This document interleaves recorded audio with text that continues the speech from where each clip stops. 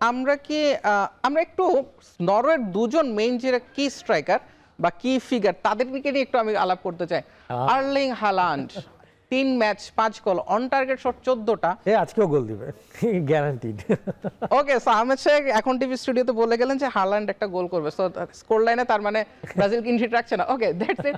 আমরা এরপর দেখতে যাচ্ছি তার সফল পাস 18টা, সুযোগ তৈরি 4টা। এবং ইন্টারেস্টিংলি আমি এরিয়াল ডুয়েল জিনিসটা সাধারণত ডিফেন্ডারদের ক্ষেত্রে প্রযোজ্য, কিন্তু আমি এরিয়াল ডুয়েলটা রেখেছি এই কারণে 71.4% এরিয়াল ডুয়েল সে ওন করেছে, এবং এটা সম্ভবত বুঝিয়ে দেয় যে ডিবক্স একটা ক্রস আসলে আর্লিং হালান্ড কতটা ভয়ঙ্কর হতে পারে। জি, আজকে ধরেন যে আগেকার দিনে ওয়ার্ল্ড কাপে বা ইন্টারন্যাশনাল ম্যাচগুলোতে অনেক থাকতো যে এক ধরনের রাইভালরি থাকতো।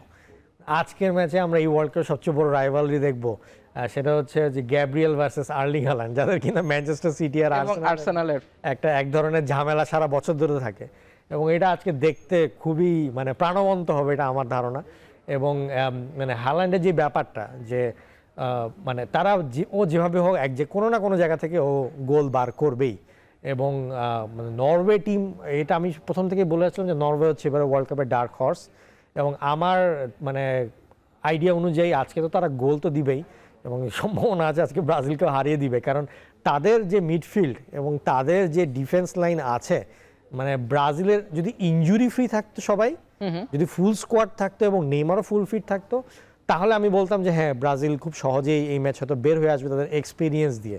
কিন্তু এখন এই যেটা হলো যে আপনার রাউন্ড অফ 32 এর আগে লাস্ট যে ম্যাচটা ফ্রান্সের সাথে খেলো, তখন যে সবাইকে রেস্টটা দিল, পুরা স্টার্টিং 11 কিন্তু ফ্রেশ ছিল একদম ফ্রেশ। এবং যেটা কিনা ফলশ্রুতিতে আমরা দেখলাম যে কি হলো আর কি আপনার রাউন্ড অফ 32তে। এবং সেম ভাবে কিন্তু টিম এখন ফ্রেশ, মানে তারা কিন্তু এখন মানে বাকি সবার তুলনায় যদি চিন্তা করেন, তারা কিন্তু 120 মিনিটও ওভাবে খেলতে হয়নি, 90 মিনিটে খেলা শেষ হয়ে গিয়েছিল। এবং যার কারণে পুরো টিম ফ্রেশ, এবং তারা কিন্তু এমনভাবে তেড়ে ফুরে আসবে ব্রাজিলের দিকে। ব্রাজিল কতটুকু কন্টেইন করতে পারবে একজন ডিফেন্সিভ মিডফিল্ডার নিয়ে, আই রিয়েলি হ্যাভ ডাউট।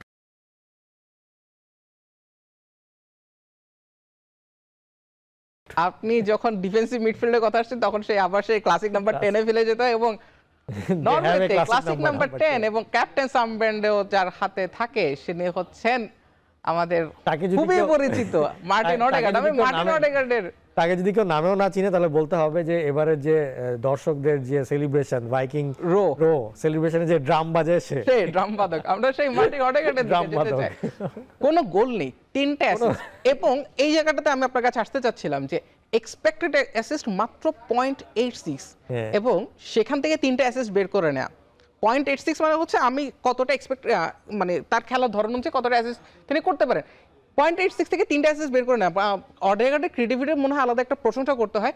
সফল পাস 136টা, সুযোগ তৈরি করেছে 3টা, এবং 3টাই নরওয়ের ফরওয়ার্ডরা সেটা গোলে কনভার্ট করেছে, এবং 6টা ট্যাকল করেছে। মানে ডিফেন্সিভ কন্ট্রিবিউশনে বেশ ভালো। অডেগার্ড কতটা কি ফ্যাক্টর?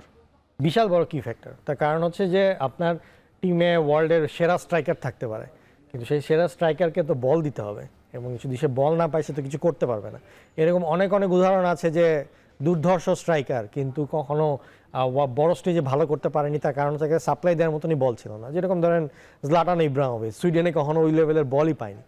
নরওয়ের বিশাল একটা বড় ফ্যাক্টর হচ্ছে যে হালান্ডকে দিয়ে গোল করানোর জন্য তার সেম লেভেলে একজন ক্রিয়েটিভ মিডফিল্ডার আছে, সেটা হচ্ছে মার্টিন ওডেগার্ড।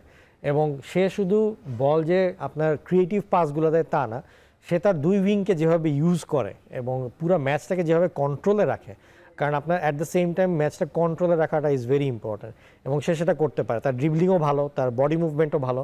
তার যখন ডিফেন্সিভ মিডফিল্ডার বার্গ এবং বার্জ দুইজন আছে, সো দুইজনের কাছ থেকে যখন সাপোর্ট নেওয়া দরকার হয়, সাপোর্ট নিয়ে সে বলটা কন্ট্রোলে রেখে দুই উইঙ্গারকে খুব ইজিলি ইউজ করাতে পারে। এবং উইংও বেশ পরীক্ষিত, সরলকের মতো আছে। আপনি দেখলেন যে লাস্ট ম্যাচে নুসা যে গোলটা দিল, পুরো নেইমার মনে হলো যে নেইমার গোল দিচ্ছে, মানে পুরো নেইমারের মতো।